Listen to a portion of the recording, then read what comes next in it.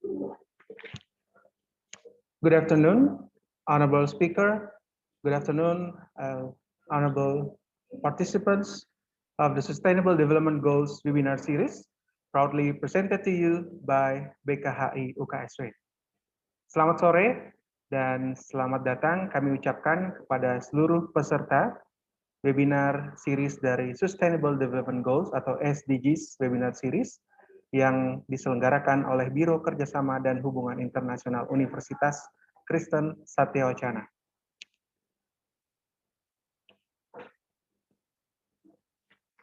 Di sore hari ini kita memasuki seri webinar yang ke-11. So this afternoon is our 11th SDGs webinar series.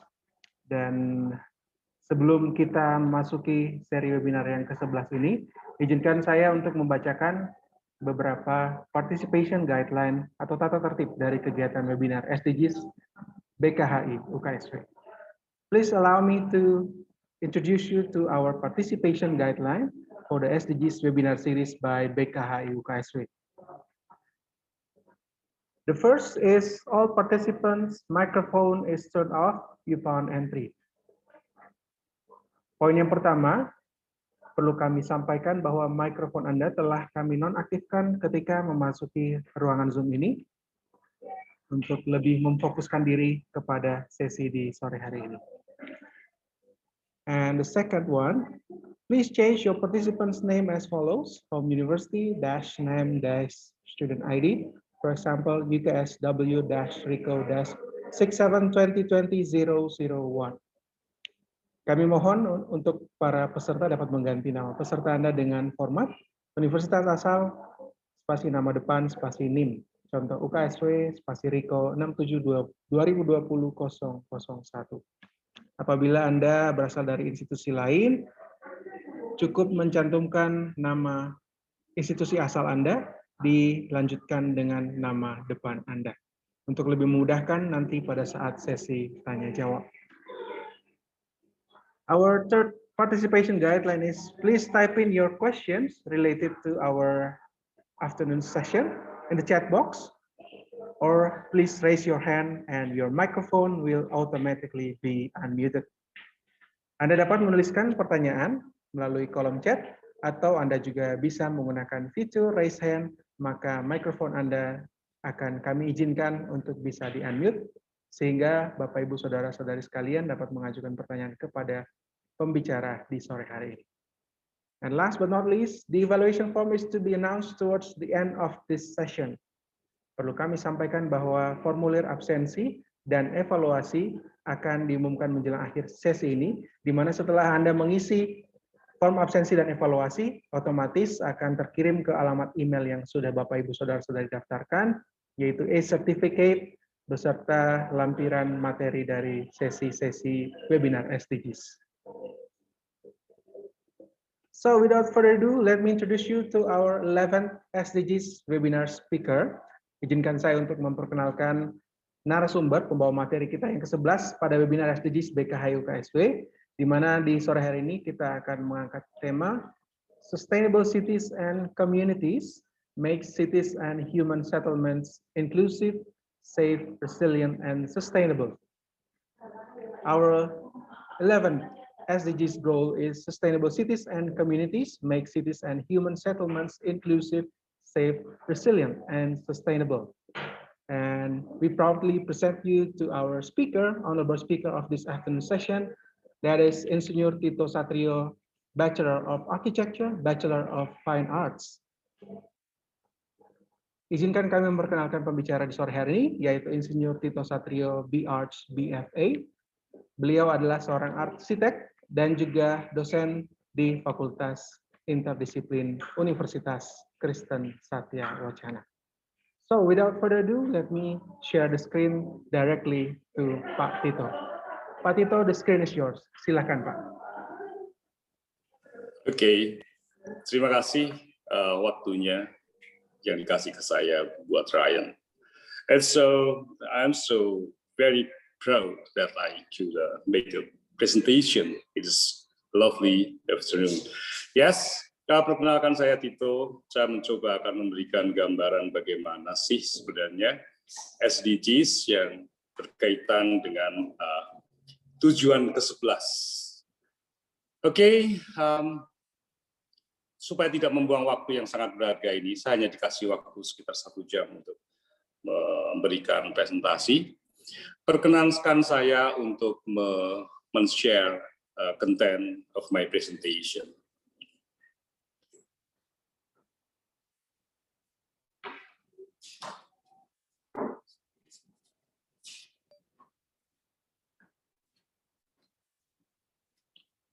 Well, SDGs ke-11 pada tujuan ke-11 ini kita berbicara tentang kota dan permukiman yang berkelanjutan. Oke, banyak yang mungkin belum tahu atau mungkin sudah tahu tentang SDGs. SDGs itu apa sih sebenarnya? SDGs adalah suatu rencana aksi global untuk 15 tahun ke depan yang berlaku sejak 2016 hingga 2030 guna mengakhiri kemiskinan, mengurangi kesenjangan, dan melindungi lingkungan. Aksi global ini diikuti oleh 193 negara yang berisi 17 tujuan dan 169 target. SDGs berlaku bagi seluruh negara atau universal, sehingga seluruh negara tanpa kecuali, bahkan negara maju, memiliki kewajiban moral untuk mencapai tujuan dan target SDGs. Oke, kita akan melihat SDGs 11 itu seperti apa sih? SDGs 11 adalah tentang kota dan permukiman yang berkelanjutan.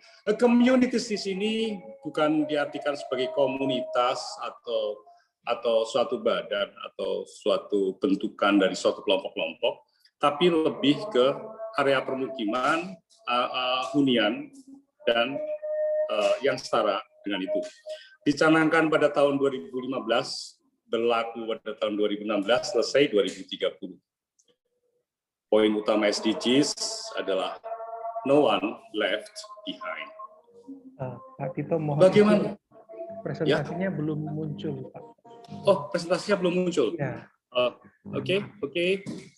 Let me start over. Wait.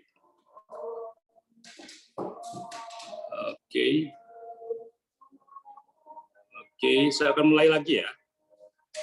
Yes.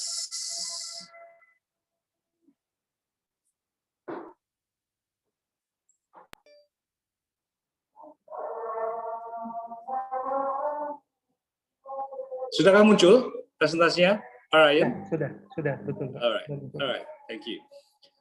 Kita kembali lagi ke 11, yaitu kota dan permukiman yang berkelanjutan. Seperti apa sih kota dan permukiman yang berkelanjutan? Tahun ini kita mengalami banyak sekali natural disaster, tentang gunung berapi, tentang climate change. This is a global disaster yang kita hadapi, bencana global yang kita hadapi, dan ini harus kita mulai concern terhadap bencana-bencana seperti ini. Kita bicara tentang aksi global, maka yang akan kita bicarakan adalah hal-hal yang bersifat global. Oke, berikutnya kita akan bicara prinsip-prinsip apa sebenarnya dalam SDGs ini berlaku. Prinsip SDGs adalah no one left behind. That should be universal dan terintegrasi. SDGs harus memberi manfaat bagi semua, terutama yang rentan. Ini adalah sasarannya. Serta pelaksanaannya melibatkan semua pemangku kepentingan. Ini yang kita sebut sebagai no one left behind. Tidak ada yang tertinggal. Semuanya harus ikut. Terus secara universal dilaksanakan oleh dunia terkait dengan tujuan dan sasaran yang transformatif, berpusat pada manusia, komprehensif, dan berjangka panjang. SDGs dilaksanakan secara terintegrasi dan saling terkait pada semua dimensi sosial, ekonomi, dan lingkungan. Oke, berikutnya kenapa dan bagaimana goal ke-11 itu sangat penting. Kenapa dia sangat penting? Kita ingin menjadikan kota dan permukiman yang inklusif, aman, tangguh, dan berkelanjutan. Ada tiga hal di sini, yaitu global context, the risk, and the opportunities.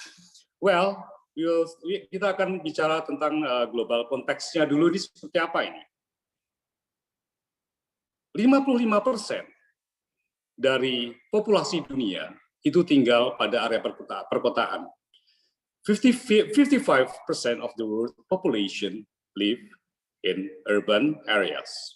80% of global GDP, gross domestic product, is generated in cities, and 60% of world energy is consumed by the cities. I mean, bagaimana kota yang mungkin luasannya itu nggak sampai 5%, itu bisa sangat berpengaruh banyak terhadap sumber daya, terhadap pendapatan, terhadap populasi manusia secara menyeluruh. Ketika kita melihat posisi seperti ini, global konteks yang seperti ini, resiko-resikonya seperti apa? Apakah ada resikonya? Apakah ada kemungkinan opportunities-nya? Seperti apa?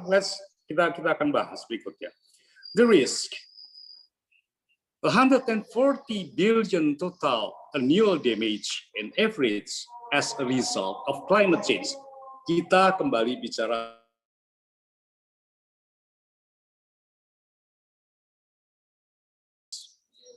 the world and well-being in our city.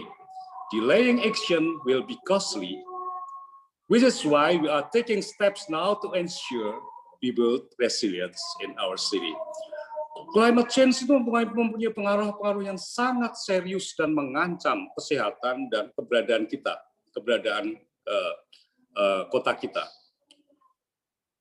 Menilai atau mengabaikan atau menangguhkan aksi penanganan terhadap climate change ini akan berakibat sangat mahal. Sehingga kita, negara yang telah bersepakat untuk dalam aksi global ini, harus segera mengambil keputusan untuk segera membuat kota kita lebih aman. And $158 trillion worth of assets at risk from climate change by 2050. That's double the total annual output of the global economy. Bayangkan ini, $158 triliun. Ini double dari output dari global ekonomi secara keseluruhan. Ini resikonya seperti ini. Jadi apabila kita tidak melakukannya, maka yang terjadi adalah kerugian yang sangat luar biasa pada entitas kita sebagai manusia, pada perkotaan kita, pada civilization, itu yang akan berpengaruh besar. Bagaimana apabila itu tidak diatasi sampai dengan 2030? Bagaimana dengan opportunities-nya? Bagaimana dengan peluang-peluang yang timbul? Oke, kita akan melihat peluang seperti apa sih. 70% of disclosing cities see economic opportunities from climate change. Participating in CDP or Carbon Disclosure Project series showed us the importance of managing our carbon footprint as an opportunity to seek more efficient and economic processes financially, socially, and environmentally. That means kita berpartisipasi pada CDP atau Carbon Disclosure Project. Itu memperlihatkan bahwa proyek tersebut mempunyai dampak yang cukup signifikan, bahwa mereka melihat bahwa jejak karbon itu sangat efisien untuk memproses pada ekonomi yang pada financial, social, dan secara lingkungan. And 60% disclosing cities in 2020 are already incorporating sustainability goals, such as adaptation, renewable energy, and emission reduction targets in their master planning. Kita bicara tentang master planning di sini bahwa 65% kota yang terlibat itu mereka sudah membuat master plan yang sesuai dengan SDGs pada tahun 2030 nanti.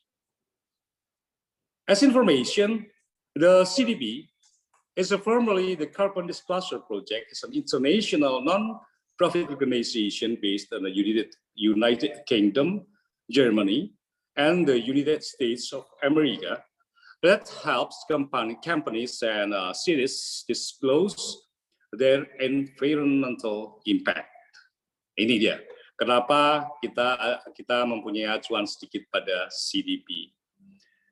Oke, next is bagaimana sih dengan kota yang resilient, kota yang ramah.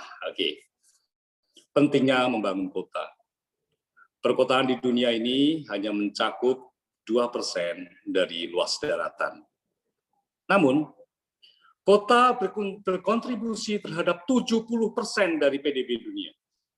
2%, tapi pengaruhnya adalah 70% dari pendapatan domestik bruto dunia. Can you imagine betapa pentingnya kota pada situasi yang seperti ini? Kota menggunakan 60% dari penggunaan energi global. 2% daratan tersebut mempergunakan 60% penggunaan energi global. Ini ya yang terjadi seperti itu. Kota menghasilkan 70% emisi gas rumah kaca di dunia. Begitu juga dengan kerusakannya, begitu juga dengan energinya, begitu juga dengan PDB-nya. Luar biasa, bukan? Kota menghasilkan 70% limbah global. Jadi kita nggak akan bisa kota ini begitu luar biasanya, sehingga 70% limbah global tercipta di daerah perkotaan. Oke, next. Ini kita bicara tentang tantangan-tantangan pada sebuah kota, main urban challenge. Tantangan-tantangan itu adalah karena tadi ada 70% dari total energi, waste management yang luar biasa, maka begitulah kota. Kota menghadapi masalah-masalah yang sangat besar juga, yaitu water supply and sanitation, pollution, slum dwellers, area-area permukiman yang slum, yang kumuh, waste management. Nah, ini tentang limbah. Natural disaster, of course, yang sudah saya sampaikan tadi. Unplanned urban sprawl, tidak terencananya perencanaan kota akibat suatu urbanisasi, tidak terencananya secara bagus, secara terukur. Berikutnya adalah transport infrastructure and services. Income gaps, ya, ini berkaitan dengan gaps antara pendapatan yang kaya dan pendapatan yang miskin. Pada 2030 nanti diharapkan tidak akan terjadi gaps seperti ini lagi. Energy supply and climate change dan social and economic inequalities. It means semuanya komprehensif dalam bidang besar yang kita namakan perkotaan. Apabila bidang besar perkotaan tersebut tidak dipersiapkan untuk menghadapi SDGs sampai dengan 2030 nanti, yang terjadi adalah mahalnya ongkos, mahalnya uang yang akan dijadikan untuk membangun kota kembali karena perubahan iklim yang sangat luar biasa. Environmental footprints of cities are quite alarming and can threaten the natural resources required to sustain and the economic development and poverty alleviation rates. Maintain economic growth while creating sustainable, livable cities for all is the biggest urban challenge. Jadi lebih pada memaintain pertumbuhan ekonomi, sementara itu menciptakan kota yang livable untuk semuanya adalah biggest part dari tantangan masa depan di tahun 2030. Oke, next. Ini adalah target-target pada tujuan ke-11 dari Sustainable Cities and Communities. Target pertama pada 11.1 adalah Safe the Affordable Housing. Berikutnya adalah Affordable and Sustainable Transportation System. Inclusive and Sustainable Urbanization for the next target. And berikutnya adalah Protect the World, Culture, and Natural Heritage. Kita nanti saya akan berusaha untuk memilih beberapa target saja karena waktunya juga tidak terlalu panjang.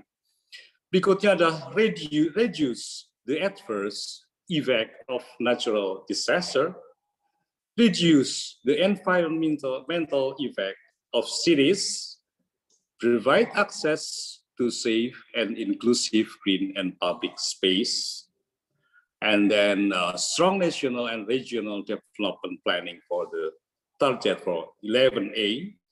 And berikutnya adalah implementation. Let's make implementation policies for inclusion, resources efficiency, and disaster risk reduction.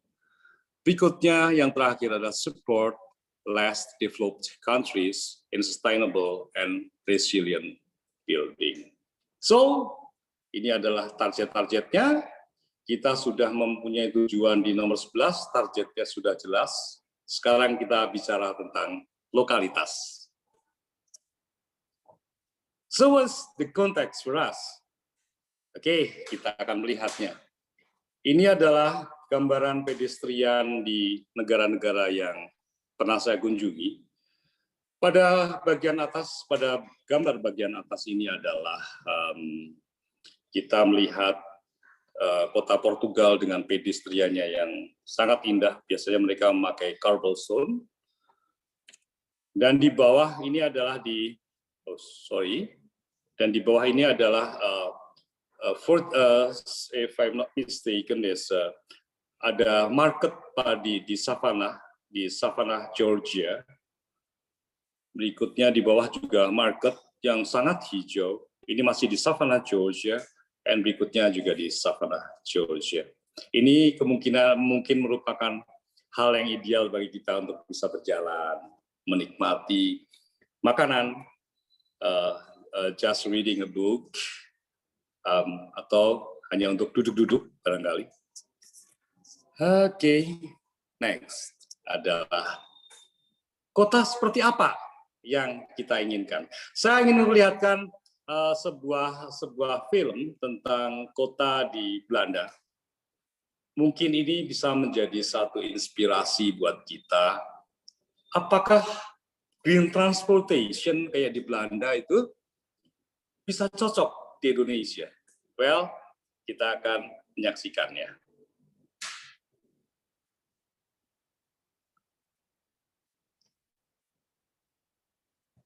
Oh, wait.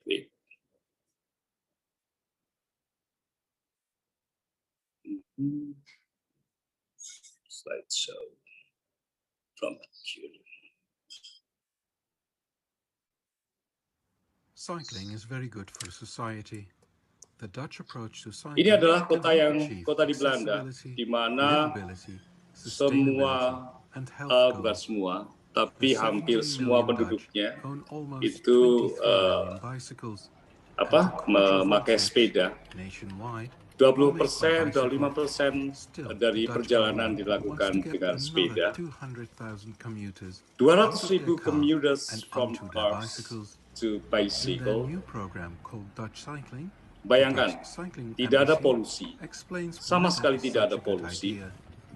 Cycling is mereka inexpensive. mempunyai badan yang The prima annual dan cost of sehat. riding a bike is approximately Dan 300 annual euros, cost for whereas the annual cycling it's cost of about driving a car is 300 approximately euro. 3,500 Sedangkan euros. driving a car is about And for society, a 8,500 kilometer covered by euro. bicycle yields a social 1 kilometer benefit of 68 bersepeda yaitu euro cents, menghabiskan whereas 68 buses sen, cost society 1 29 kilometer cents per bus kilometer traveled, sudah and 29 cars sen, dan 1 37 euro kilometer cents.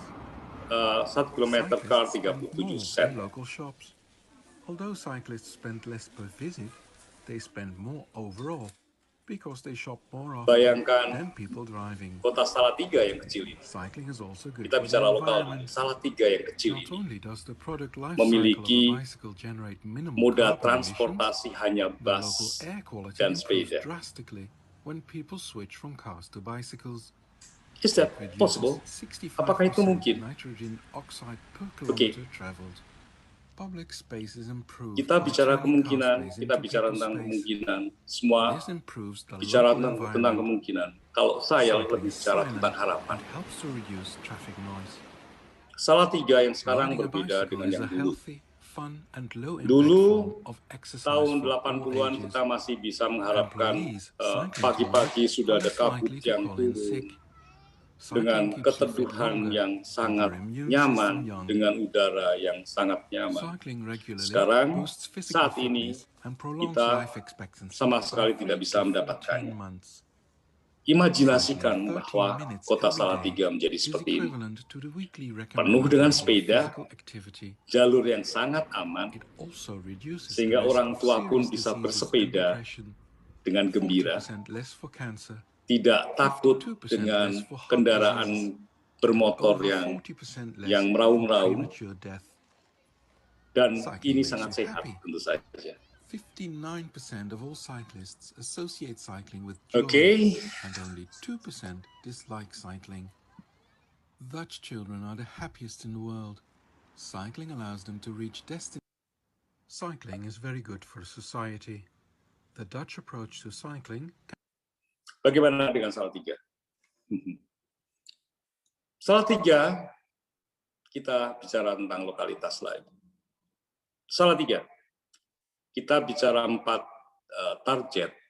target dari tujuan ke-11 tadi, yaitu adalah provide access to safe and inclusive green and public spaces. Yang kedua, target kedua adalah reduce the environmental impact of cities. Target ketiga adalah affordable and sustainable transport system. Target keempat adalah protect the world cultural and natural heritage. Target ke-1 adalah pada tahun 2030 menyediakan ruang publik dan ruang terbuka hijau yang aman, inklusif, dan mudah dijangkau, terutama untuk perempuan dan anak, manula, dan penyandang disabilitas. Sedangkan target kedua, reduce the environmental impact of cities, pada tahun 2030 mengurangi dampak lingkungan perkotaan per kapita yang merugikan, termasuk dengan memberi perhatian khusus pada kualitas udara. Termasuk di dalamnya juga adalah penanganan sampah kota. Berikutnya ada yang ketiga adalah affordable and sustainable transport system. Pada tahun 2030 menyediakan akses terhadap sistem transportasi yang aman, terjangkau, mudah diakses, dan berkelanjutan untuk semua. Meningkatkan keselamatan lalu lintas, terutama dengan memperluas jangkauan transportasi umum. Dengan memberi perhatian khusus pada kebutuhan mereka yang berada dalam situasi rentan, yaitu perempuan, anak-anak, penyandang disabilitas, dan orang tua. Sedangkan yang terakhir sebenarnya ada 7 yang harus dipresentasikan, but kita bicara 4 aja dulu sesuai dengan lokalitas kita. Yang keempat adalah protect the world cultural and natural heritage, yaitu mempromosikan dan menjaga warisan budaya dunia dan warisan alam dunia. Oke, langkah pertama, bicara tentang SDGs adalah bicara tentang bagaimana langkah kita bagaimana tentang aktivitas kita untuk mendukung gerakan dan aksi global tersebut. Kita tidak bisa bicara terlalu besar untuk Indonesia mungkin, tapi setidaknya kita untuk Salatiga aja dulu. Langkah pertama, tengok kondisi kota kita ini. Faktanya seperti apa, ideal kota yang kita harapkan seperti apa, dan apa yang bisa kita lakukan. Bicara tentang kota Salatiga lagi, kita harus melihat fakta kotanya. Karakteristik kotanya seperti apakah? Oh iya, karakteristik kota Salatiga mempunyai mountainous, mempunyai berbentuk pegunungan seperti itu dengan ketinggian 678 meter di atas permukaan laut. Of course, kota tersebut akan sejuk. Tapi apa yang terjadi dengan kota kita ini? Faktanya apakah ruwet, indah, tertata, tanpa konsep, atau berkonsep? Berikutnya, dingin, banyak pohon, ataukah akses antar tempat gampang, atau sulitnya akses? Oke, ini harus didiskusikan dengan baik, tapi kita bisa melihat dengan kamera yang biasa kita pakai sehari-hari untuk melihat kota ini dengan mata kita terutama. Apa yang terjadi dengan kota kita dan bagaimana apabila kota kita tidak bersiap untuk menghadapi SDGs di 2030. Climate change itu nyata. Climate change itu bukan ancaman hoax or something. That's real. That's a real disaster. Ideal kotanya seperti apa sih? Kota yang kita ingin seperti apa? Yang ideal. Oke. Satu, isu mengenai penyediaan akses dan ruang hijau publik yang aman dan inklusif. Yaitu pada tahun 2030 menyediakan ruang publik dan ruang terbuka hijau yang aman, inklusif, dan mudah dijangkau terutama untuk perempuan dan anak, manula, dan penyandang disabilitas. Apa itu ruang hijau? Apa itu ruang hijau yang aman dan inklusif? Sebenarnya bagaimana sih ruang hijau itu? Ruang hijau adalah ruang di mana masyarakat bisa melakukan aktivitas. It's depend on our perspektif, itu tergantung dari perspektif juga. Tergantung bagaimana interpretasi kita terhadap ruang hijau sebenarnya. Ruang hijau perkotaan adalah ruang di mana masyarakat bisa berkumpul, bisa beristirahat untuk melakukan aktivitas yang rileks, berinteraksi dengan masyarakat atau penduduk yang lain, atau bahkan hanya untuk membaca buku. Dan bagaimana ruang hijau itu aman dan inklusif. Oke, coba hitung berapa banyak sih taman di kota kita. Ruang hijau itu ramah perempuan dan penyandang disabilitas atau tidak? Apakah desainnya justru membuat pengguna kesulitan?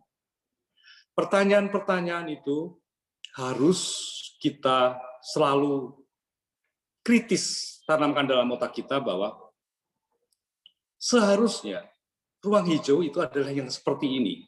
Seharusnya ruang terbuka hijau harus safe, harus aman, harus bisa diakses oleh perempuan dan anak-anak ataupun orang tua, bahkan orang-orang disable.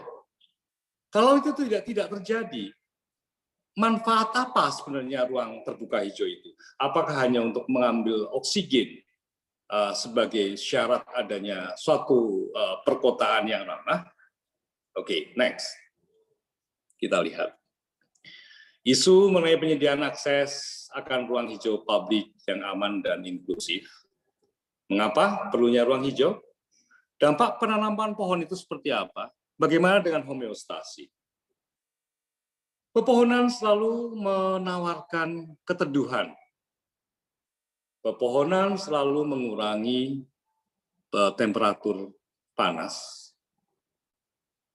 Pepohonan mengurangi emisi buang kendaraan.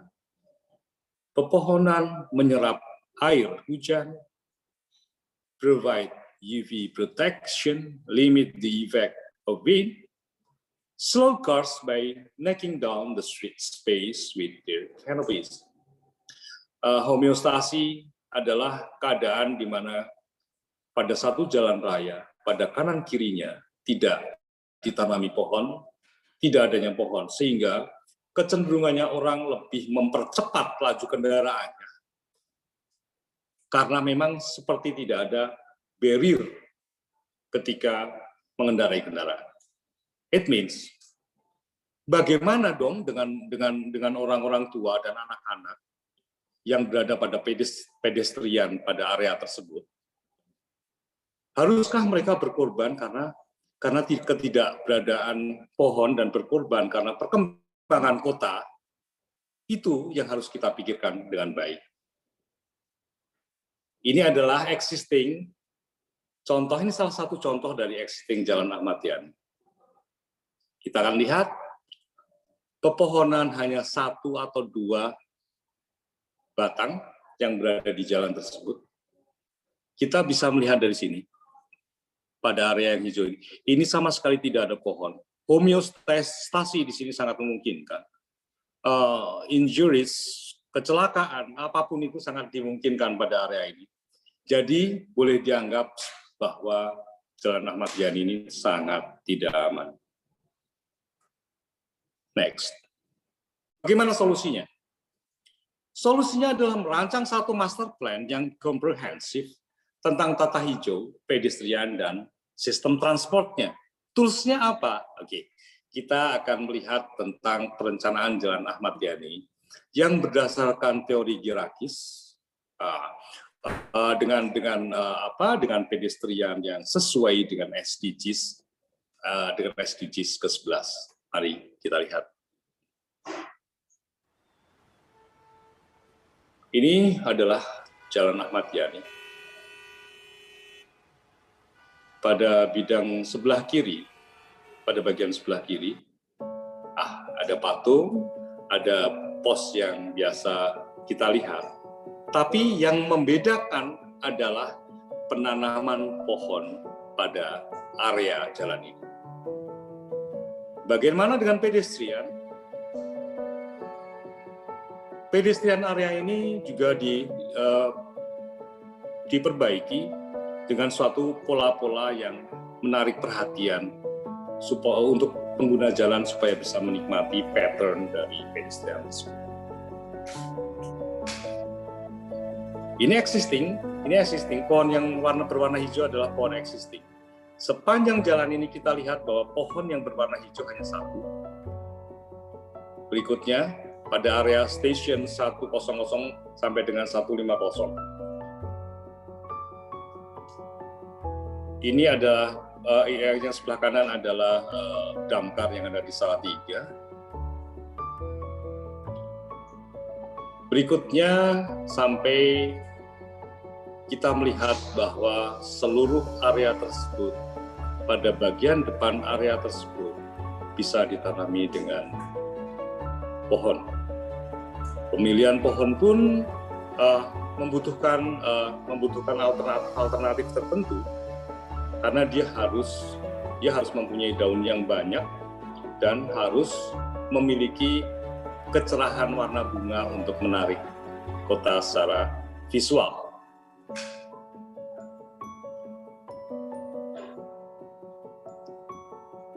Bagaimana dengan orang yang jalan pada keteduhan? Bicara tentang pedestrian yang aman, yang inklusif. Bicara tentang pedestrian yang aman untuk anak-anak. Kita bicara tentang ruang besar kota Salatiga yang kita beri nama sebagai walkable city atau kota di mana kita bisa berjalan dengan aman.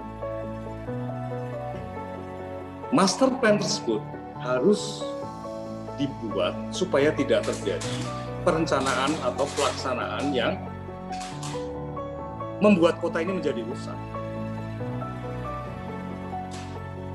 Perencanaan tersebut merupakan buku suci dari perkembangan kota ini secara progresif.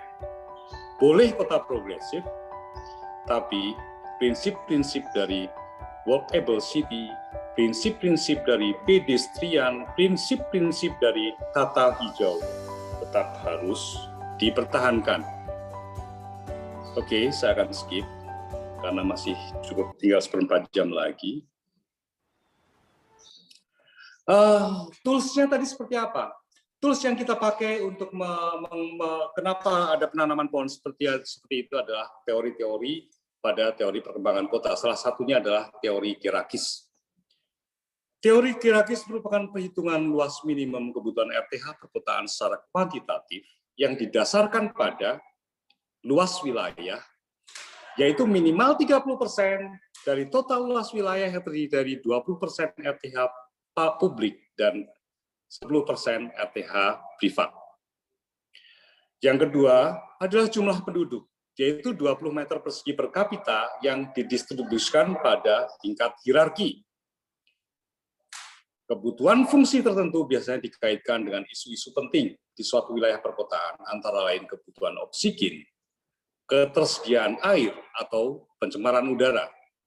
Berdasarkan proses fotosintesis yang ada, hutan kota dalam bagian sebagai produsen oksigen dapat dihitung dengan metode Kierakis.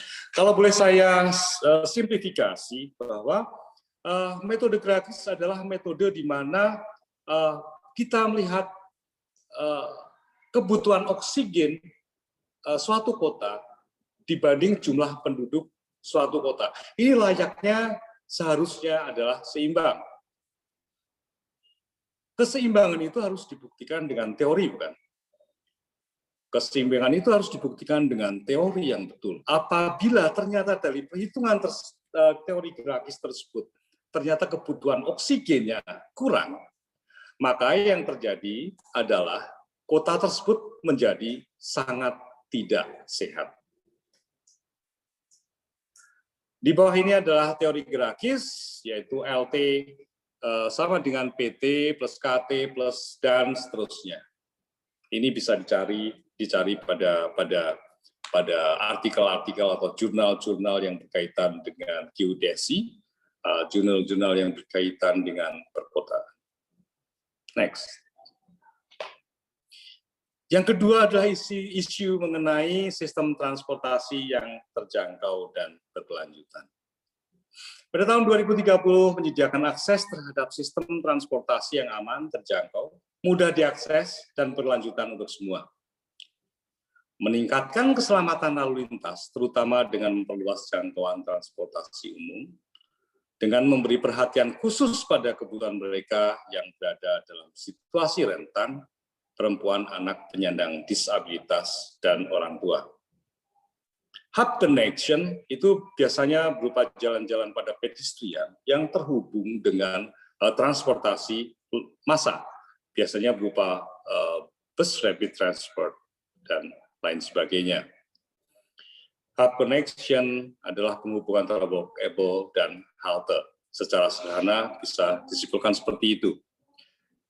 Apa dong yang dimaksud dengan green transportation sesuai dengan SDGs 2030. Dunia berubah, sumber energi juga mengalami perubahan, kota mengalami perubahan, semuanya sudah mulai berubah karena memang paradigmanya harus berubah. COVID-19 ini membuat semuanya berubah.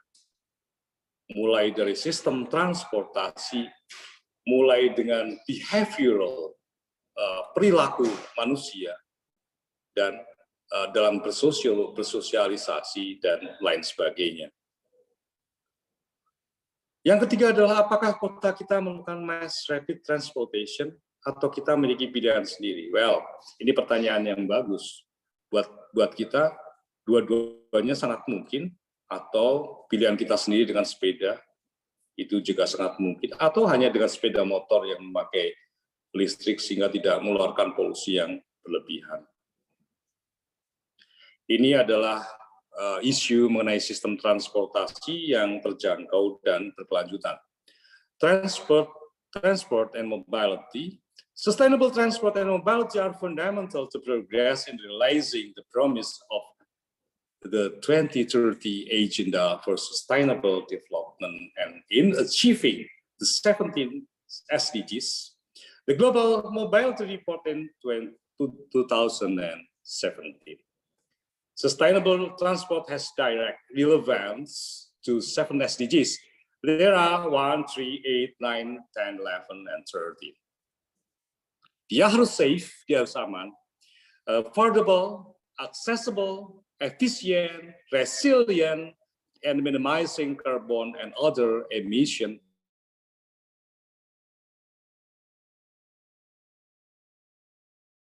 impact. Yeah, the sustainability, the sustainable mobility for all. The sustainable mobility should be safety, improve the safety and mobility across all models of transport by avoiding fatalities, injuries, and crashes from transport mishaps across all modes of transport. Thus, adhering public health risks and social and economic losses as those associated with unsafe mobility. Dia harus aman. Tidak boleh ada yang kecelakaan karena keberadaan mobil atau transport. That should be universal access to ensure that everyone, the elderly, children, women, families, and people with a disability has access to the transport needed, and there is no one left behind. To take advantage of social, economic, and environmental benefit for current and future generation. Equity and inclusiveness are the core of global mobility objectives. Kesamaan dan inklusif harus menjadi tujuan utama dari global mobility. Berikutnya adalah efisiensi. This objective seeks to ensure that transport demand is met effectively at the least possible cost. Since efficiency cuts across multiple aspects, the optimization of resources such as energy, technology, space, institutions, and regulation to generate an efficient transport system or network. And terakhir adalah green mobility. These objectives aims to address climate change through mitigation and adaptation, and to reduce both air and noise pollution. Saya mengulangi lagi, to reduce both air and noise pollution. Betapa climate change ini, betapa sumber daya yang dihasilkan dari dalam bumi yang berupa minyak bakar itu sangat berpengaruh terhadap kualitas udara dan polusi suara. Ini adalah beberapa contoh, tinggal 10 menit. Ini adalah beberapa contoh tentang urban mobility sebagai tambahan pada kota-kota, pada negara-negara tertentu. Cambodia First Accessible tuk-tuk. Tuk-tuk ini adalah alat yang digunakan, transport yang digunakan di Kamboja. Biasanya mereka dari bandara ke tempat wisata. Dan sekarang mereka telah melengkapinya untuk orang-orang disable. Artinya mereka sudah berbuat lebih baik daripada angkutan yang tidak memakai fasilitas untuk orang disable. Pada Korea, sidewalk with a protection fences creating a safe working environment for children. Jadi di Korea, pada pedestrian mereka memakai fence, pagar sehingga anak-anak kecil tersebut tidak lari ke jalan sehingga menimbulkan kecelakaan. Di Jepang, kereta-kereta bawah tanah sudah menyediakan rem untuk kursi roda. Sedangkan di Hong Kong mereka memakai sepeda dan Shibuya Crossing ini yang sangat menarik. Di tempat yang hiruk-pikuk dengan manusia ini, mereka tidak memperbolehkan di Jepang, di Shibuya tidak memperbolehkan adanya transport untuk masuk ke area tersebut. Di Narita Airport bahkan menyediakan taksi yang bisa diakses oleh orang-orang yang disable. Bagaimana dengan Salatiga? Oke. Isu mengenai pengurangan dampak lingkungan di perkotaan. Pada tahun 2030, mengurangi dampak lingkungan perkotaan per kapita yang merugikan, termasuk dengan memberi perhatian khusus pada kualitas udara, termasuk penanganan sampah kota. Bicara tentang sampah kota, bicara tentang kualitas udara, kita sebenarnya sudah bisa menghitung dengan baik dengan memakai teori grafis yang tadi sudah saya paparkan. Terus bagaimana membuat pemerintah mulai terusik untuk bisa menghitung kebutuhan oksigen kota? Bagaimana membuat pemerintah mulai berpikir tentang biomass? Oke. Bila ruang hijau dan sistem transportasi terwujud, maka dampak kerusakan lingkungan pasti dapat diminimalkan. Teori grafis, ketersediaan oksigen dibanding jumlah penduduk.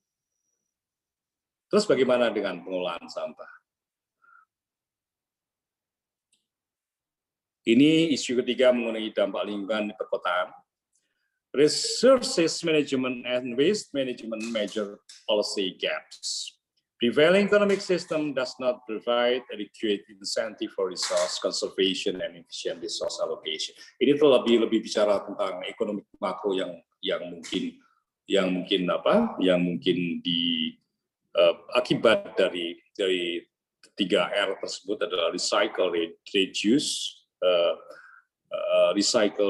and it's salah satunya.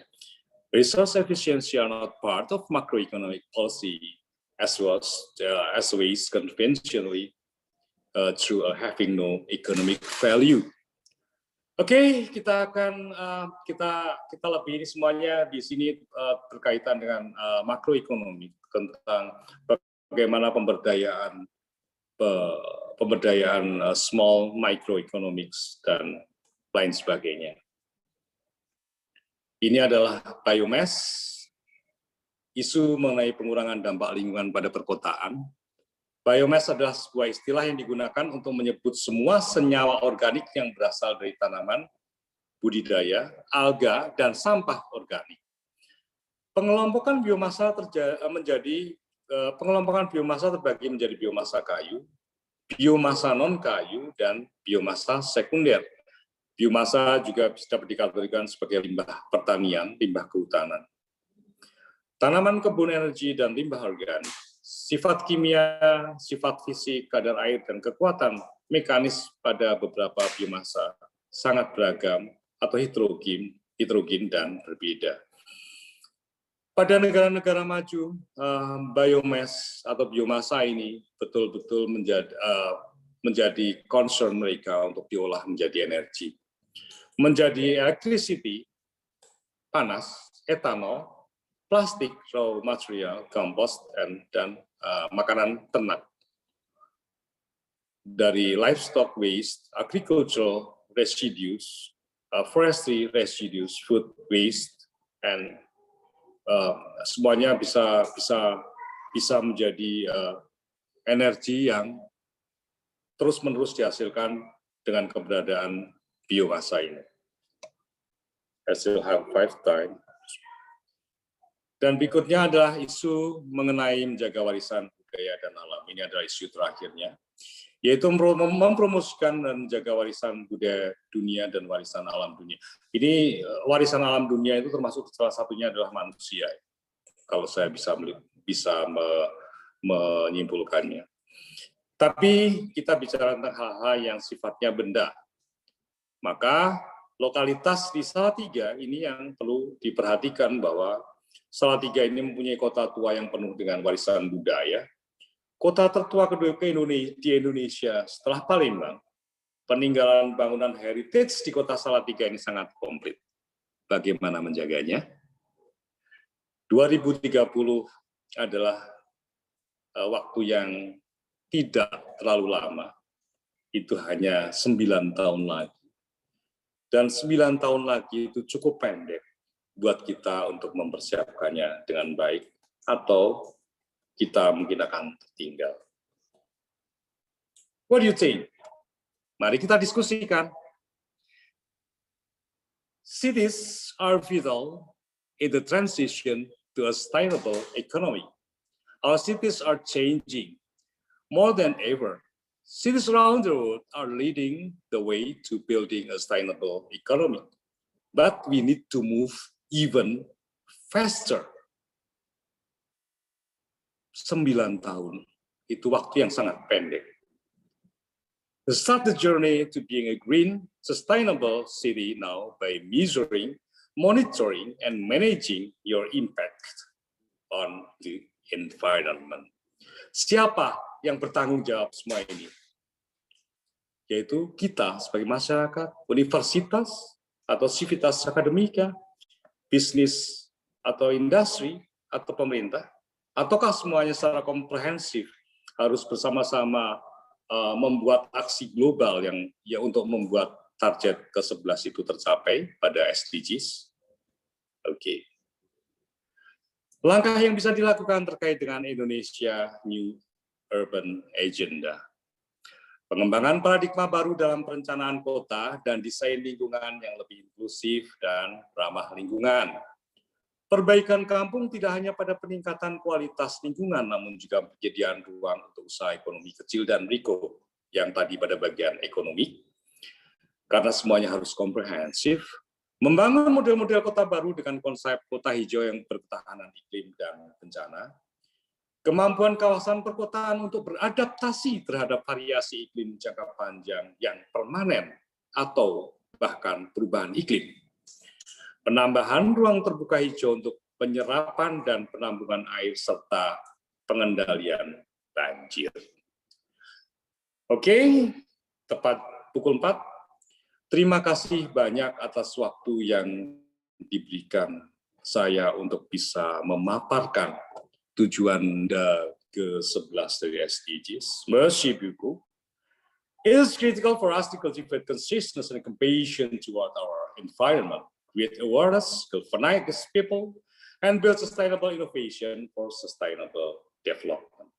Quote by Dia Mirza. Well, I'll back to you, Brian. Thank you so much for your guys to give me a stage. Yes.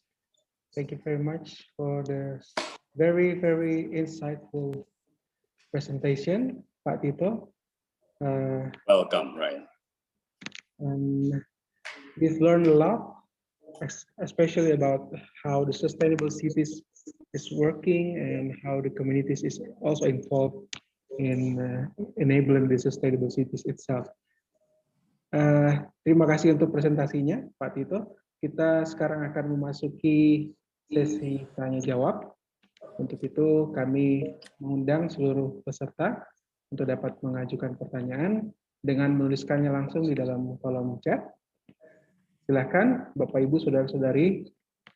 We welcome all of our participants to write down their questions in the chat box.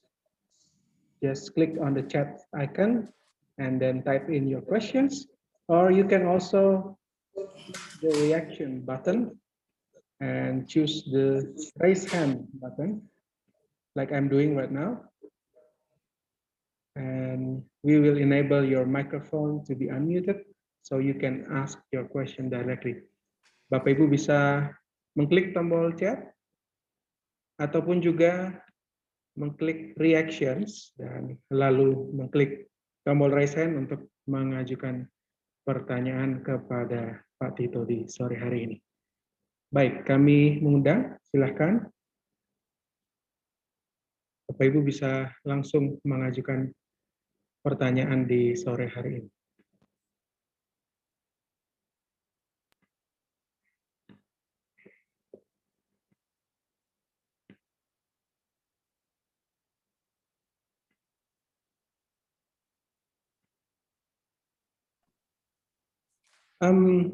Mungkin saya akan mulai dari saya dulu, Pak Tito ya.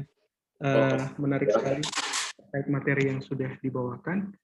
Dan satu pertanyaan saja dari saya, apakah target ke-11 ini cukup visible untuk dijalankan di Kota Salatiga, khususnya agenda UN sendiri kan tahun 2030 bisa terlaksana.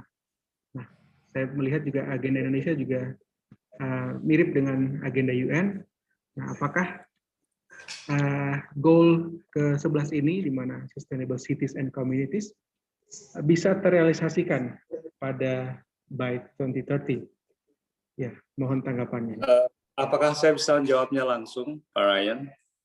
Boleh, Oke. silakan. Oke.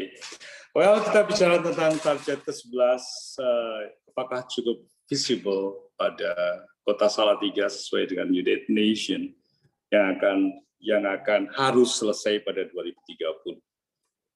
Itu sebenarnya tergantung dari kemauan kita sendiri. But saya sangat yakin bahwa apa yang kami lakukan, quote unquote kami, saya mencoba untuk memberikan proposal kepada pemerintah Kota Salatiga berkaitan dengan walkable city, di mana kota yang sangat kecil ini harus livable, harus bisa dinikmati dengan hanya berjalan kaki, bisa dinikmati keteduhannya.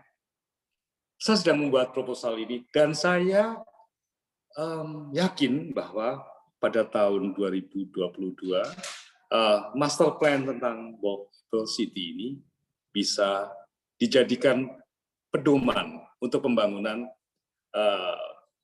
dan perencanaan Kota Salatiga supaya progresivitas itu selalu dalam harmoni. Artinya mempunyai buku suci sebagai panduan pelaksanaan pembangunan. Itu mungkin itu sudah mencakup dua. Yang satu adalah tentang tata hijau, tentang green space. Yang kedua adalah tentang sistem transportation. Yang ketiga adalah tentang walkable, tentang tempat berjalan kaki yang aman, ramah buat orang tua.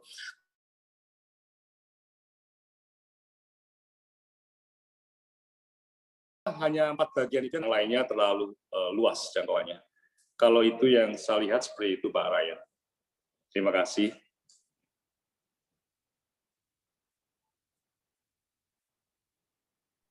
Baik, terima Halo, kasih. Ryan. Ya, terima kasih Pak Tito untuk tanggapannya. Sangat menarik mengetahui ternyata Pak Tito juga ikut andil dalam membantu pemerintah Kota Salatiga untuk mengembangkan potensi agar Kota Salatiga bisa menjadi green city mungkin ya Pak ya. By seperti itu. Wow. Terima kasih untuk upayanya dan membantu. Dan mungkin ini juga bukan hanya tugas Pemkot, pemerintah kota, bukan hanya tugas Pak Tito, tetapi tugas kita semua juga mungkin ya Pak ya. Bagaimana kita bisa mengembangkan ide atau potensi-potensi yang kita miliki masing-masing sesuai dengan kapabilitas kita, kapasitas kita untuk bisa menciptakan walkable city, green city, Kota Salatiga. Baik, kita akan langsung ke kolom chat.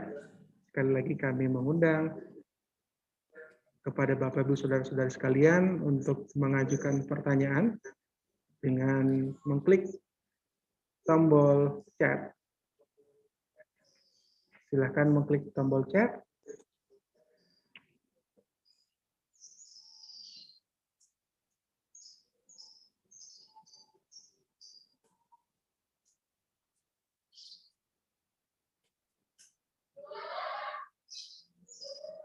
Ya, dapat mengakses tombol chat untuk mengetikkan pertanyaannya ataupun dapat mengajukan pertanyaan langsung live. Oke, kita ada penanya pertama dari Bu Eva Nita. Silakan bisa mengajukan pertanyaannya langsung live.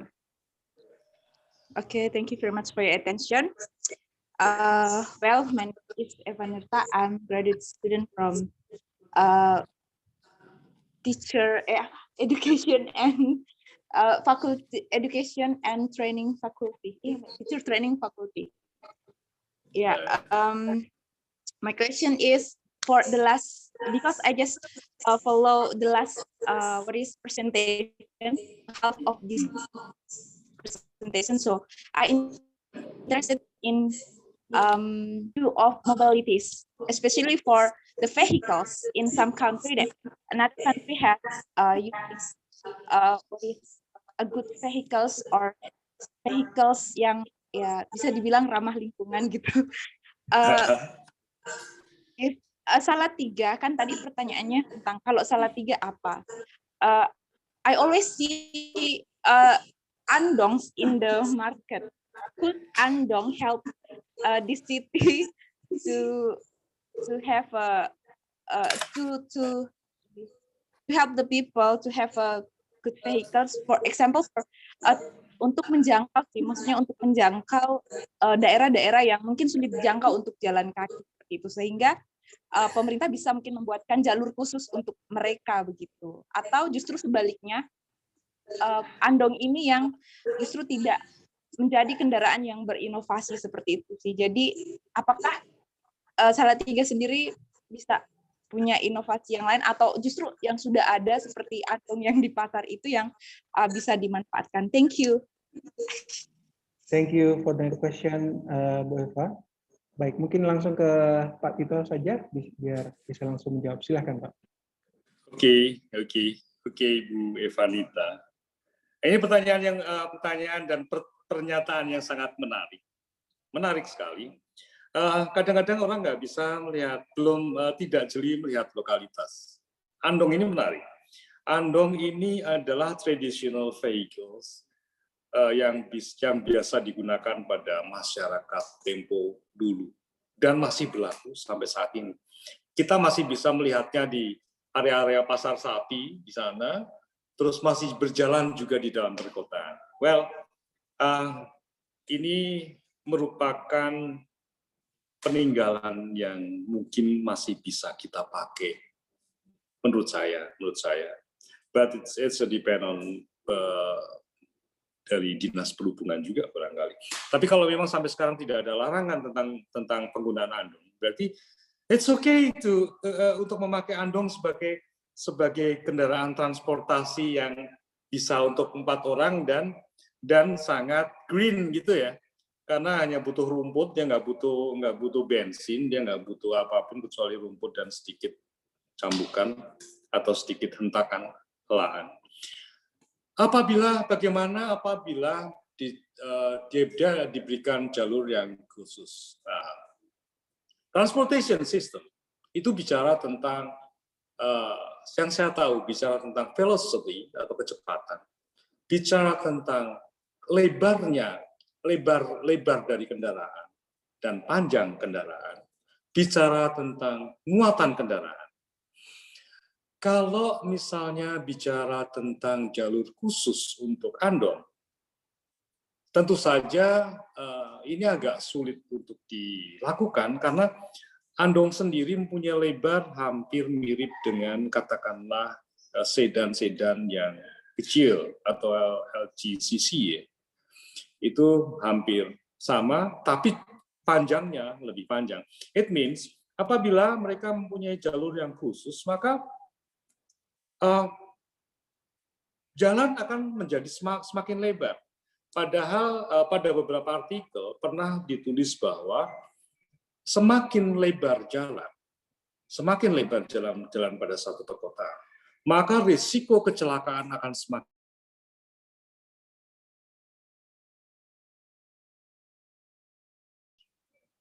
Maka pemerintah ataupun pemangku kebijakan padahal mereka juga harus membuat pedestrian, bukan? Ini harus meminimalkan jalan dengan membuat pedestrian yang lebih besar. Kalau tidak dibuat seperti itu, maka yang terjadi tadi homeostasi itu salah satunya.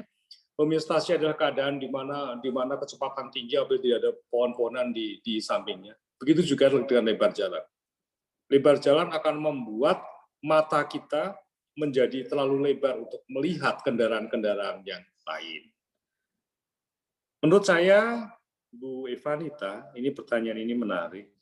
Andong adalah green transportation, salah satu green transportation yang bisa dijadikan sebagai alternative vehicle, alternatif kendaraan alternatif untuk Kota Salatiga. Dan semoga semuanya puas dengan ini. Oke, apakah cukup apa yang bisa saya jawab, Bu Eva? Iya, mungkin Bu Eva ingin menanggapi dari tanggapan yang sudah diberikan oleh Pak Tito. Silakan, Bu. Iya Pak, cukup. Terima kasih banyak untuk jawabannya.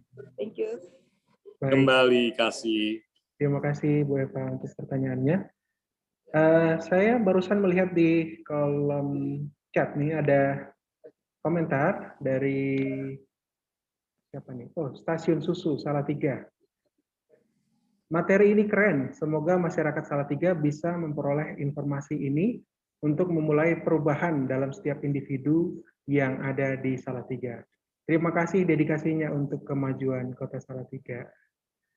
Ya, mungkin Kembali kasih. Pak Tito mau menanggapi juga dari yang sudah disampaikan. Terima kasih banyak. Saya juga terima kasih diberi kesempatan untuk mendapatkan panggung saya untuk memaparkan tentang sustainable development goals yang ke-11. Terima kasih banyak, paling nggak bisa enlighten someone. Memang harus, jadinya harus begini ya, kira-kira seperti itu. Yes. Thank you so much and welcome. Baik. Thank you. This is actually an eye-opening experience karena mungkin sebagian besar dari kita orang-orang awam mungkin tidak mengetahui tentang bagaimana membuat master plan, how to develop sustainable cities. Jadi materi hari ini tentunya sangat menarik sekali. Terima kasih sekali lagi Pak Tito. Kita akan kembali melanjutkan ke question and answer discussion. Silahkan bagi Bapak Ibu yang ingin mengajukan pertanyaan ataupun ada saran atau masukan mungkin karena Pak Tito ini juga punya koneksi langsung ke pemerintah Kota Salatiga. Jadi siapa tahu ada masukan juga dari kita sebagai warga Salatiga bisa disampaikan juga kepada Pak Wali Kota atau beserta jajarannya supaya kita bersama-sama bisa membangun dan mengembangkan Kota Salatiga kita tercinta ini. Ataupun mungkin ingin berbagi pengalaman bisa dari kota-kota lainnya di wilayah Indonesia yang juga mungkin saat ini tengah mengupayakan atau mengembangkan sustainable cities tersebut. Silakan kami nantikan tanggapan Bapak Ibu Saudara-saudari sekalian bisa melalui kolom chat. Langsung tuliskan pertanyaan Bapak Ibu Saudara-saudari sekalian, bisa tulis masukannya juga di sana.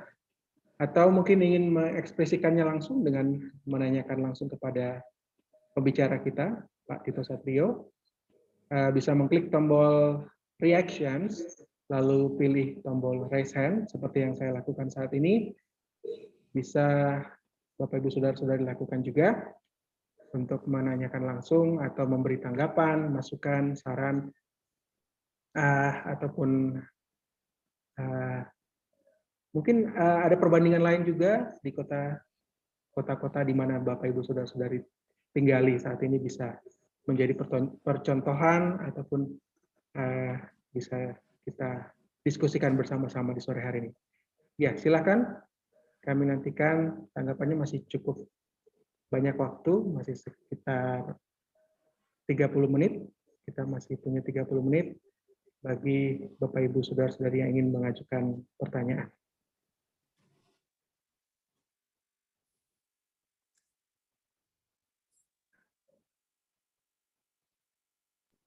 We invite also all students to participate ya. Kami juga mengencourage para mahasiswa untuk bisa mengajukan pertanyaan kepada pembicara supaya bisa lebih mengembangkan rasa ingin tahu saudara-saudari sekalian. Silakan bisa langsung klik tombol reactions dan klik raise hand atau juga langsung masuk di kolom chat. Kami nantikan pertanyaannya.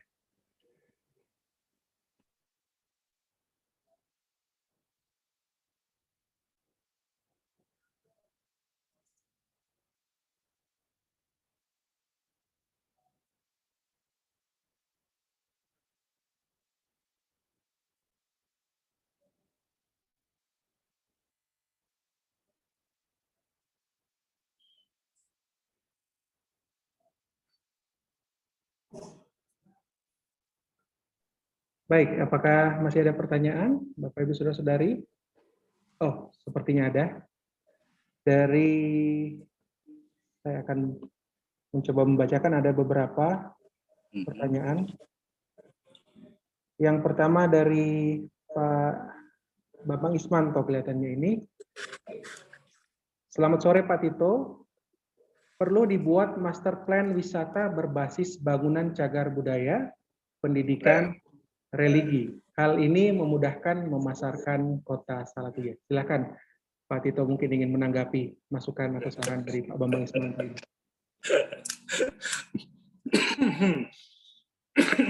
Selamat sore Pak Ismanto. Perlu dibuatkan master plan tentang bangunan histori, bangunan sejarah, ataupun bangunan religi. Ya, actually memang iya. Karena destinasi wisata itu sangat berkaitan dengan visual, sangat berkaitan dengan pengalaman masa lalu. Jadi bicara tentang bangunan peninggalan yang ada di Salatiga. Bangunan-bangunan peninggalan ini sebenarnya komplit sekali. Mulai dari, kalau secara arsitektural boleh saya bilang mulai dari kolonial, Yankees, Indies, postmodern, Art Deco, semuanya ada di Salatiga. Tapi dalam kondisi yang memang tidak termaintain dengan baik. Karena memang kepemilikannya adalah kepemilikan pribadi, jadi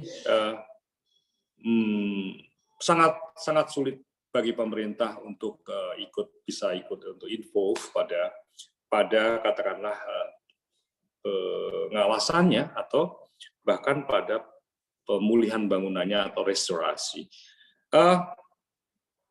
Kesulitan itu terjadi, ini sebagai contoh kasus adalah terjadi di wilayah Kota Lama juga, sehingga pemerintah harus mencari strategi untuk bisa berkomunikasi langsung dengan pemiliknya,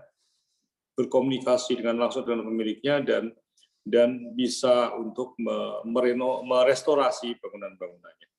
Begitu juga dengan wisata religi. Wisata religi ini tidak pernah surut dari tahun ke tahun, Pak Ismanto. Tidak pernah surut dari tahun ke tahun, peminatnya selalu ada. Alangkah baiknya memang ini dibuatkan semacam, mungkin bukan semacam master plan, but semacam destination map, peta wisata religi yang ada di Salatiga, tapi bukan berupa master plan, karena bangunan-bangunan ini sudah ada. Yang bisa dilakukan adalah seperti itu, membuat destination map, Pak. Peta destinasi pada wilayah-wilayah bangunan-bangunan religi dan bangunan-bangunan yang kolonial atau bersifat peninggalan sejarah.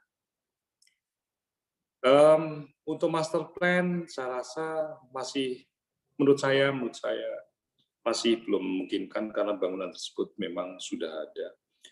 Lebih tepatnya adalah destination map. Baik Pak, ini adalah masukan juga buat saya untuk berpikir tentang destination map. Ini menarik, karena ini map ini bisa terukur jumlah pengunjungnya berapa sih, jumlah bangunannya berapa, bagaimana menarik pengunjung berdasarkan map tersebut. Oke, terima kasih banyak Pak. Itu yang bisa saya sampaikan. Terima kasih Ryan. Back to you. Baik, terima kasih untuk tanggapannya Pak Tito. Kita akan langsung ke, sepertinya masih ada tambahan dari Pak Bambang Ismanto. Mungkin master plan wisata menjadi pintu masuk dalam perencanaan APBD sejak dari RPJMD, RKPD, dan RAPBD. Iya, mungkin Pak Tito ingin menanggapi dulu ini. Ada tanggapan dari Pak Bambang. Oke, terima kasih. Saya akan mencoba menanggapinya. Sepengetahuan saya, master plan wisata ini sudah pernah dilakukan di dinas yang terkait ya. Dalam hal ini adalah Dinas Pariwisata. Ada rencana induk pengembangan pariwisata daerah atau RIPDA. Ada juga rencana induk pengembangan wisata. Ya, sepengetahuan saya sudah ada Pak tentang itu. Master plan-nya sudah ada. Dan itu juga kayaknya sudah masuk di RPJMD. It could be, sangat mungkin sudah masuk di RPJMD. Tapi kalaupun memang belum, saya akan berusaha mencari informasi tentang ini. Siapa tahu memang ini belum ditata, sehingga siapa tahu ini masih bisa diolah untuk destinasi wisata di Salatiga. Terima kasih informasinya Pak. Saya akan coba untuk menelisik tentang master plan pariwisata ini. Back to you, Ryan. Baik, kita mungkin akan langsung melanjutkan ke pertanyaan selanjutnya ya Pak Tito ya. Ini ada pertanyaan lanjutan dari Eva Nirta terkait dengan Andong tadi. Pak, bisakah kalau misalnya tidak ada jalur khusus untuk Andong, karena pertimbangan pembuatan jalur kota, mungkin bisa dibuatkan Andong's Day, sama seperti another vehicle sewaktu Car Free Day. Thank you. Mungkin ada tanggapan dari Pak Tito ya. Idenya menarik nih. Jadi idenya menarik banget. Car Free Day, jadi kita Andong Day. Ini sepakat. Kayaknya ada festival tentang Andong Day ini, Pak Nita. Ini menarik banget. Lokalitas Andong di Salatiga ini kan menarik. Ini di Semarang, yang ditemui di mana di daerah Kendal, yang ada itu hanya di Jogja, Solo, dan Salatiga. Ini ide menarik. Ini bisa saya jadikan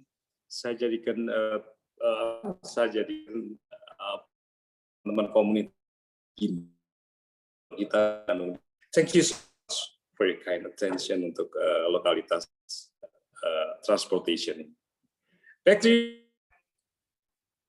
Baik, terima kasih Pak Tito. Kita langsung ada komentar lagi dari Stasiun Susu Salatiga. Menjadi Salatiga Walkable City, seharusnya ini diusulkan gerakan jalan kaki menjadi satu gerakan atau mungkin movement di Salatiga. Ini menarik juga ini, Pak. Juga menarik. Ya, kira-kira bagaimana tanggapannya, Pak? Movement adalah pergerakan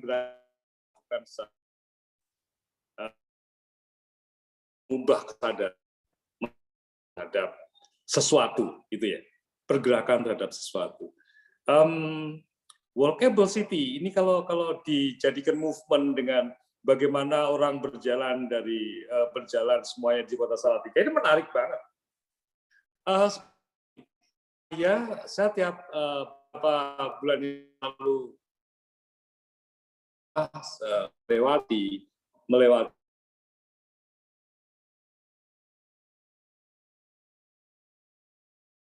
Sukawati, sudah itu ke Pancasila, ke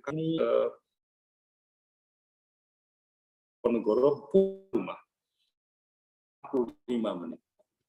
Just 5 minutes to go home, to back home. It means kota sangat kecil sekali. Sangat kecil, sangat mudah untuk dilakukan bersifat yang lebih positif gitu ya. 45 menit dalam kondisi kali setengah itu sesuatu banget. Walkable City itu adalah salah satu ide bagaimana seharusnya kita melihat Salatiga yang kecil ini bisa dilalui dengan berjalan kaki.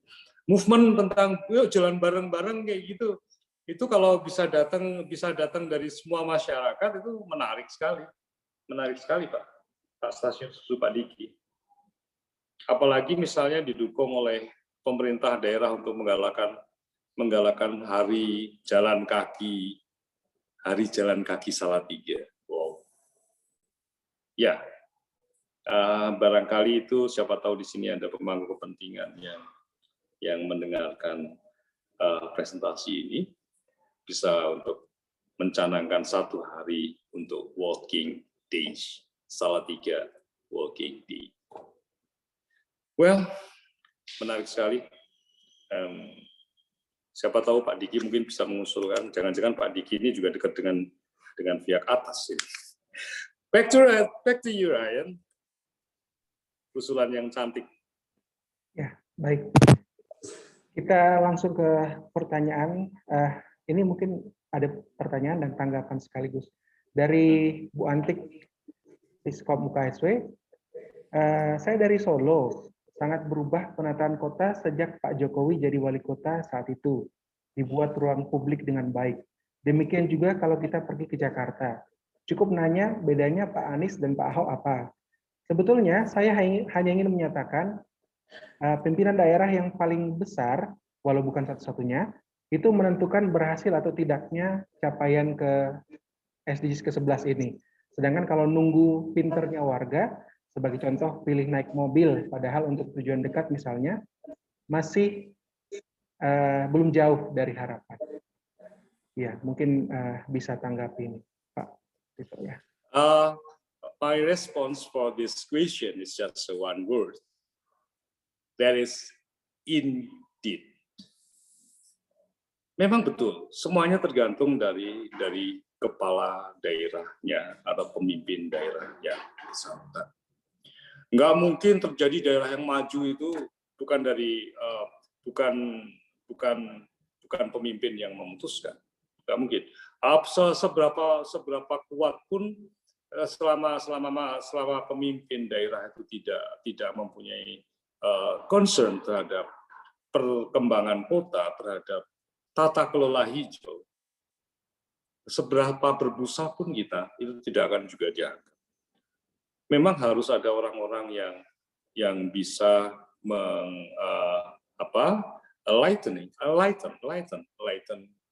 dari stakeholder itu untuk memberikan gambaran seharusnya kota itu seperti ini loh. Seharusnya tata hijau itu seperti ini. Saya sepakat dengan Bu Anti. Sangat berbeda sekali antara Pak itu dengan Pak itu juga. Karena yang satu begitu, yang satu begitu. Jadi perbedaan ini yang menjadikan yang satu maju dan yang satu kotanya menjadi maju sekali dan bagus, bahkan tidak ada sampah. Yang satunya adalah menjadi ya maju dan sampah. Kira-kira seperti itu. Back to you, Ryan. I've answered the short answer is indeed. Indeed. Jadi pemimpin yang baik juga menentukan maju tidaknya suatu daerah nih ya Pak ya. Iya. Baik, kita mungkin masih punya waktu sekitar 5 sampai 10 menit untuk satu atau dua pertanyaan terakhir, atau mungkin ada tanggapan lain dari Bapak Ibu Saudara-saudara sekalian, bisa langsung tuliskan di kolom chat ya. Tadi sudah banyak komentar dan juga masukan. Ini mumpung seperti saya sampaikan tadi ya, mumpung Pak Tito juga bagian yang mendampingi decision maker di Kota Salatiga, mungkin ada masukan atau saran atau tanggapan yang ingin disampaikan supaya Kota Salatiga juga bisa menjadi lebih baik ke depannya, bisa menjadi sustainable city, green city, walkable city. Ya, silakan Bapak Ibu Saudara-saudara sekalian bisa tuliskan di kolom chat atau juga bisa bertanya langsung live di sini dengan klik tombol reactions lalu langsung klik raise hand seperti yang saya lakukan saat ini.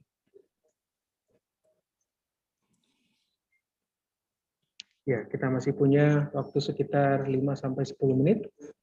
Silahkan Bapak Ibu Saudara-saudara sekalian, jangan ragu untuk menuliskan tanggapannya, masukannya di kolom chat atau bertanya langsung kepada Pak Tito Satrio dengan klik tombol reaction lalu klik raise hand-nya.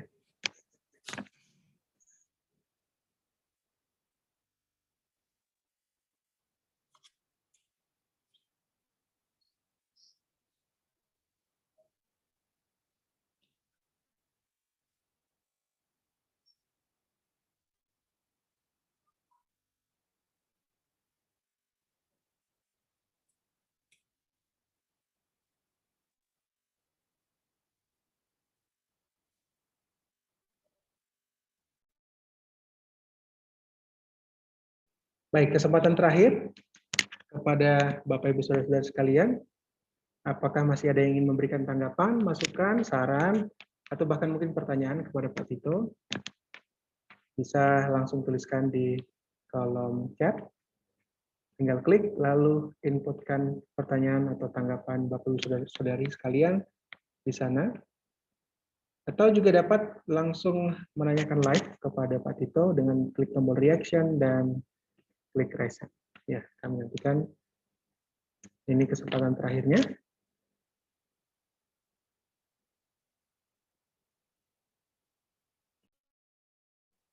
Baik, sepertinya sudah tidak ada pertanyaan lagi. Kita akan langsung ke sesi berikutnya, yaitu sesi foto bersama. Untuk itu kami mohon bantuan seluruh peserta untuk bisa mengaktifkan videonya. Kami mohon bantuan kepada seluruh peserta untuk dapat mengaktifkan fitur videonya. Karena kita akan melakukan sesi foto singkat bersama. We would like to ask to all participants to enable their video. We will have a short photo session. Please enable your video. Kami mohon bantuan dari seluruh peserta untuk dapat mengaktifkan videonya sejenak. Kita akan sesi foto bersama.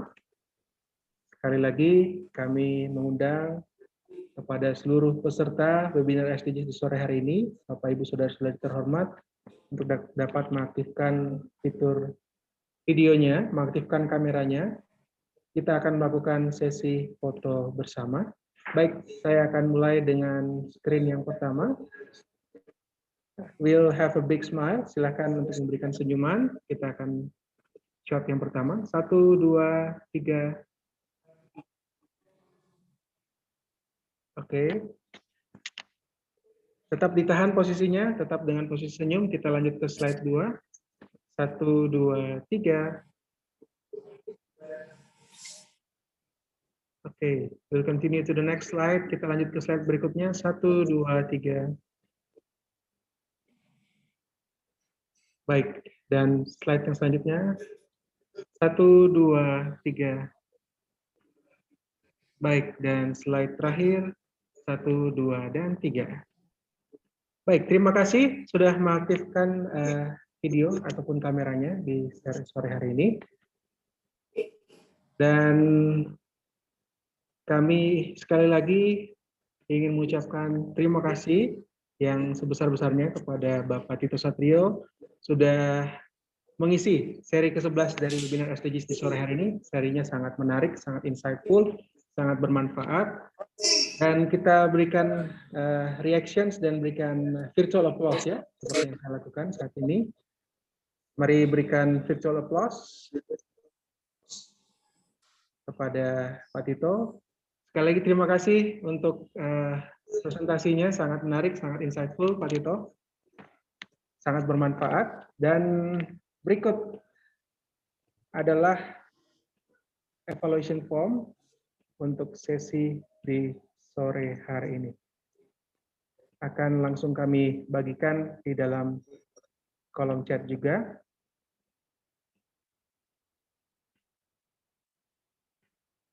Untuk rekaman sesi hari ini akan kami upload di channel YouTube BKH UKSW dalam beberapa hari ke depan. Jadi pastikan Bapak Ibu Saudara-saudara sekalian juga bisa mengklik atau subscribe channel YouTube BKH UKSW, karena dengan mensubscribe tidak akan ketinggalan rekaman dari sesi-sesi webinar SDGs yang sudah dilaksanakan ini. Hingga saat ini sudah ada 10 rekaman, ditambah hari ini berarti nanti akan menjadi 11 rekaman seri webinar SDGs.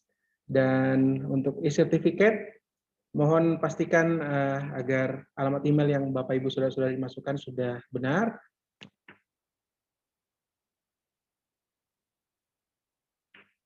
Agar e-certificate dapat terkirim langsung ke alamat email yang didaftarkan pada form tersebut. Formulir akan kami buka selama kurang lebih 45 menit ke depan.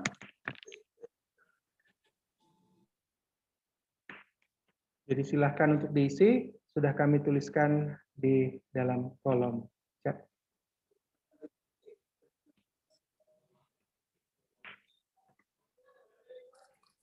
Baik, sekali lagi kami ucapkan terima kasih atas kehadiran dari Bapak Ibu Saudara-saudari sekalian dalam seri yang ke-11 webinar SDGs tentang Sustainable Cities and Communities di sore hari ini bersama pembicara kita Insinyur Tito Satrio, BArch PFA, selaku seorang arsitek dan juga dosen di program studi Destinasi Pariwisata Fakultas Interdisiplin Universitas Kristen Satya Wacana. Kita akan bertemu lagi minggu depan, tepat 1 minggu dari sekarang. Kita akan sampai di sesi yang ke-12. SDGs number 12 is responsible consumption and production. Ensure a sustainable consumption and product patterns. Dengan pembicara kita, Profesor Apriani Dorcas Rambu Atahu, SAMCOM PhD. Pada minggu depan kita akan sampai di sesi yang ke-12 pada hari Jumat tanggal 18 Juni 2021, SDGs seri yang ke-12 jam 3 sore bersama pembicara Profesor Apriani Dorcas Rambu Atahu SAM Commerce PhD dengan seri SDGs 12 Responsible Consumption and Production. Thank you very much for coming this afternoon. Have a nice weekend. Thank you, everybody. Terima kasih, Pak Tito. Terima kasih.